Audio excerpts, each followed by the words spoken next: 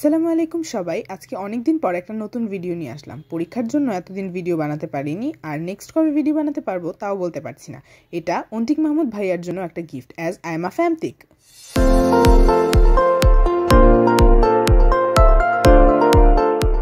প্রথমেই আমি কোনো শক্ত কাগজ নিয়ে নিচ্ছি। এখানে আমি একটা বিয়ের কার্ড ব্যবহার করেছি, এখানে কার্ডবোর্ডও ব্যবহার করা যাবে। এরপর আমি এটার উপরে আঠা দিয়ে দিচ্ছি এবং সাদা কাগজ দিয়ে এটাকে কভার করে নিচ্ছি। আমরা অনেক সময় দেখা যায় অনেক ধরনের চিঠি বা কোনো পত্র মানুষকে গিফট হিসাবে বা দিয়ে থাকি, প্যারাগ্রাফ টাইপের। সেগুলো চিঠিপত্রের মতো করে না দিয়ে যদি আমরা কোনো কিছু একটা বানিয়ে সেটার মধ্যে করে দিই, জিনিসটা আরও সুন্দর দেখতে হয় এবং আমরা এভাবে করি একটা ভালো গিফট কাউকে দিতে পারি। এর জন্যই আমার এই পরিকল্পনা এবং আমি সেজন্যই বানাচ্ছি। প্রথমে আমি দুটো কাগজই শক্ত কাগজ আর কি আঠা দিয়ে কভার করে নিলাম। এরপর আমি 4টা কাগজ একসাথে করে মাঝখান দিয়ে কেটে নিচ্ছি। কেটে নেওয়ার পরে এই কাগজগুলোকে আঠা দিয়ে একসাথে লাগিয়ে নিব যাতে একটা শক্ত কাগজ হয়। আমার কাছে আসলে লম্বা কোনো শক্ত কাগজ ছিল না, এখানে কার্ডবোর্ডও ইউজ করা যাবে। আঠাগুলোকে স্প্রেড করার জন্য আমি এখানে স্কেল ব্যবহার করছি। এভাবে করে আঠাগুলো সুন্দরভাবে সব জায়গায় স্প্রেড করতে খুব সহজ হয়। এভাবে করে আমি 4টা কাগজকে কেটে যে 8টা ভাগ বানিয়েছিলাম সেটাকে একটার পর একটা দিয়ে সুন্দর মতো শক্ত কাগজ রেডি করে নিচ্ছি। এরপর আমি সেই কাগজটাকে মাঝখান থেকে 2 ভাগে ভাগ করে নিচ্ছি। এরপরে যে কাগজটা প্রথমে শক্তভাবে কেটে নিয়েছিলাম সেটাকে অ্যামং আসের একটা শেপ দিয়ে নিচ্ছি। এই ক্ষেত্রে আপনারা যে কোনো শেপের বানাতে পারেন এবং যেই শেপের বানাবেন সেই শেপের অনুযায়ী কাগজটাকে কেটে নেবেন। এটা হচ্ছে একদম প্রথমে যে কাগজটাকে শক্তভাবে মলাট করেছিলাম সেই কাগজটা। এবার সেই ছোট ছোট কাগজটা যেটাকে শক্ত করে বানিয়ে নিলাম সেটাকে বড় কার্ডবোর্ডের সাথে অ্যাডজাস্ট করে নিচ্ছি। বলার চেয়ে হয়তো দেখে নিলে আপনারা ভালোভাবে বুঝতে পারবেন, এজন্য দেখার অনুরোধ রইল।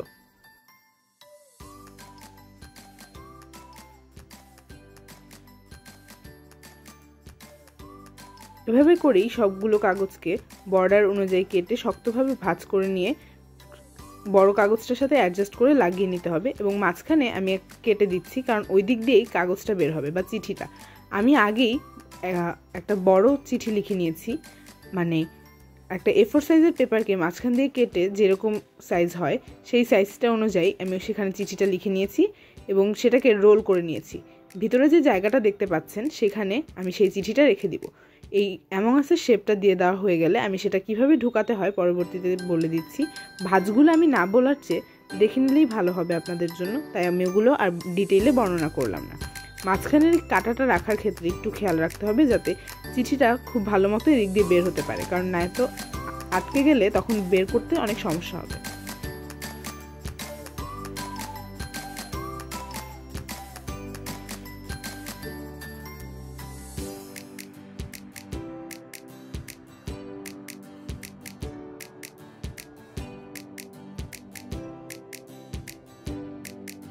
এই বক্সটার একটা সাইডে একটু খোলা রাখতে হবে যাতে কাগজটা আমরা সুন্দরভাবে এটার ভিতর ঢোকাতে পারি বা প্রয়োজন মতো বেরও করে নিতে পারি।